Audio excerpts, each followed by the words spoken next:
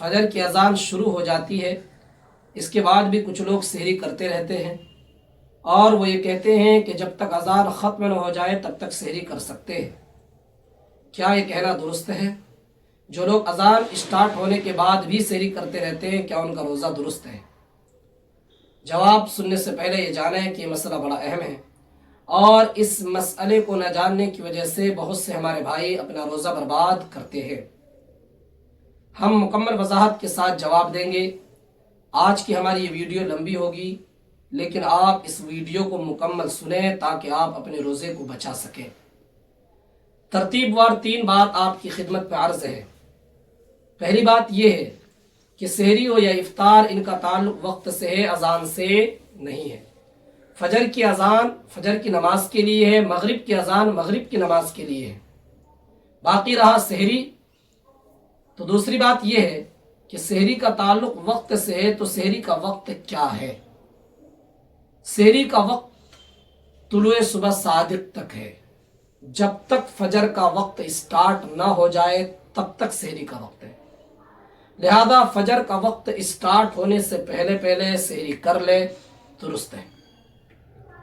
اور عام طور پر جو آج کل یہ اذانیں ہوتی ہے فجر کی، یہ سحری کا وقت ختم ہونے کے لگ بھگ 2 منٹ کے بعد یا 3 منٹ کے بعد یا 5 منٹ کے بعد ہوتی ہے۔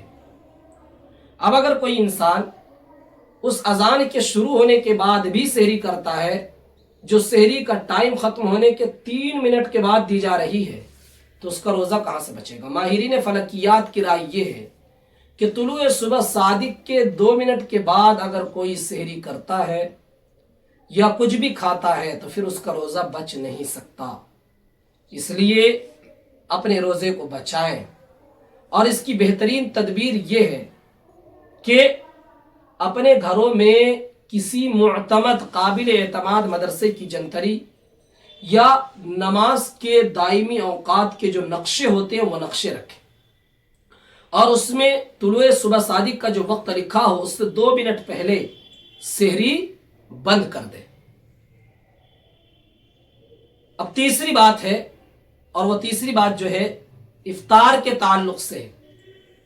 افطار جب ہمیں غروب آفتاب کا یقین ہو جائے تو افطار کا وقت ہو جاتا ہے۔ آج کل مارکیٹ کے اندر جنتریاں اویلیبل ہیں، لہذا وہ جنتریاں لے لیں، یا پھر میں وہی کہوں گا نماز کے اوقات کے جو نقشے ہوتے ہیں وہ اپنے گھر پر لا کر رکھیں، اور اس میں غروب آفتاب کا جو وقت لکھا ہو اس کے 2 منٹ کے بعد افطار کریں۔ مسجدوں کے اندر جو سائرن بجایا جاتا ہے یا اذانیں دی جاتی ہیں افطار کے لیے، تو چونکہ آج کل عام طور پر سٹیوں میں کئی مسلک کی مسجدیں ہوتی ہے، اور ہر مسجد کی آواز کئی مسجدوں کی آواز ہمارے گھروں میں آتی ہے۔